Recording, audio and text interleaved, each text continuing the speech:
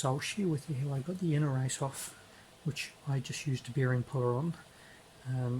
I see a lot of people using presses and stuff, but I don't have one of those, and it is actually possible with a bearing puller. Probably like me, you probably watched about 10 different videos and none of them used a bearing puller, so I just wanted to let you know that it is actually possible. Man, you'll work up a hard sweat though. So the setup was a 32mm socket. You could go slightly bigger on that to push through the centre of the bearing. Backed onto, and this was just an old socket, I didn't worry about it, I didn't want, if it got damaged, then I put a bolt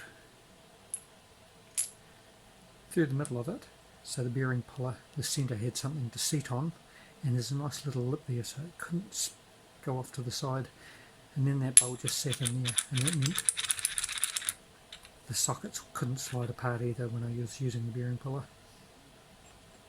It's seated in there, and I'll show you with the bearing puller actually attached and how I managed to get some leverage, because it was really hard work. So this is the setup that I use, slightly different. I've had to set it up different just so I can actually get the puller to sit on the bearing now. This is a bigger socket than what I actually used because you need a socket to go inside, so you want to use the closest holes you possibly can on the puller, because you do not want, you want that to be as short as possible to stop it flexing off to the side.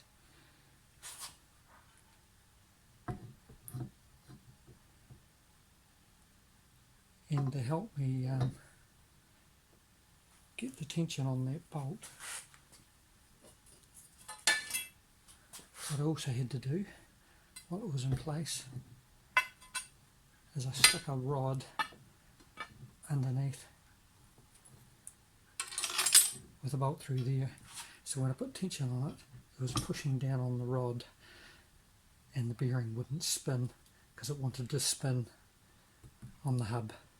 It stopped it spinning, let me get pressure, and that pulled off. It worked really well.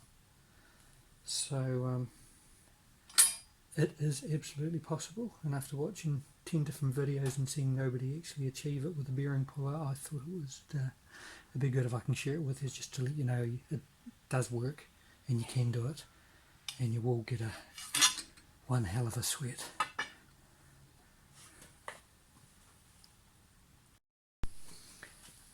Thought I'd just share with you, this was the actual bolt that I used through there, and you can see the absolute pressure that goes on. It actually ended up fitting into the bottom of that socket, but it worked. It stopped the sockets from separating, and it was a good length too. I wouldn't recommend using the shorter one, it just doesn't have that penetration to go all the way through. I think there's so much pressure on there, it would probably be okay. That one there looks like about a 50mm is what I used,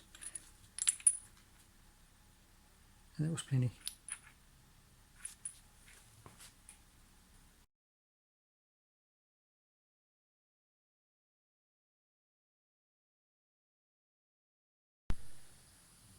So I just wanted to see if a bearing puller can actually take off that inner race. This is about my third attempt. We do seem to be getting somewhere this time. I'd splashed out and bought one of these because I've been doing so many wheel bearings. I thought this might be nice. Does seem to be working, but I don't hold out a lot of hope, to be honest. Oh, that suddenly gave. I could feel that. If it does work, it is way better than having to get the angle grinder and cut a... oh yeah, that is definitely moving. Oh, that's going great.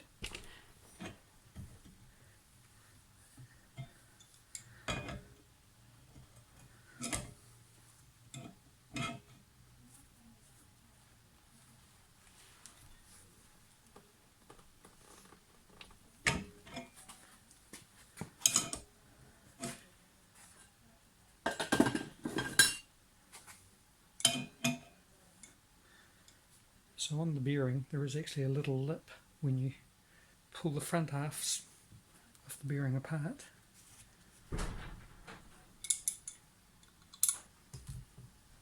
So that can actually clamp on that little lip, and it does seem to be working successfully at the moment.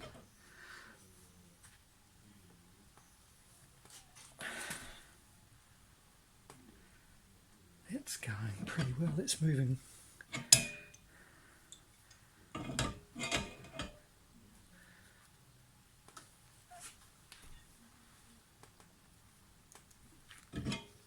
You do work up a good sweat on this. Right, we're almost there. I'll share the glory bit.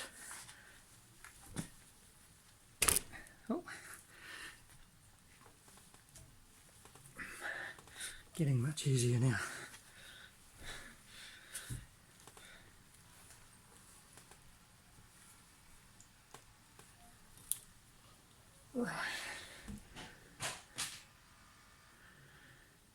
I'm going to have to change my method now because I've got it as far as I can go there.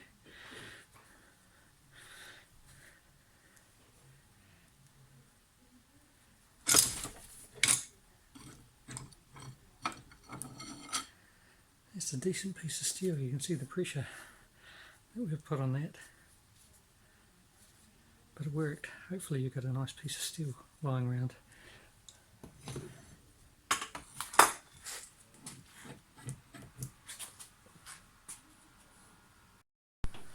Right, I've just added a socket into there now,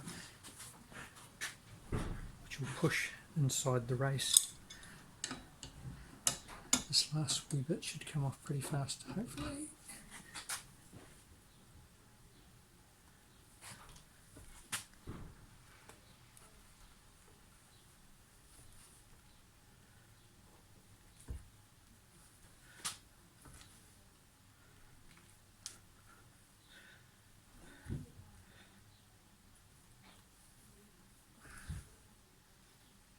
It's going to come with a pop, I think.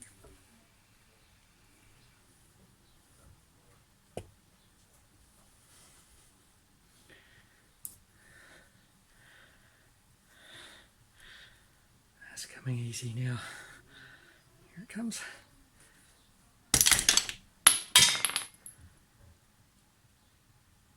Beautiful. No mess, Charlie.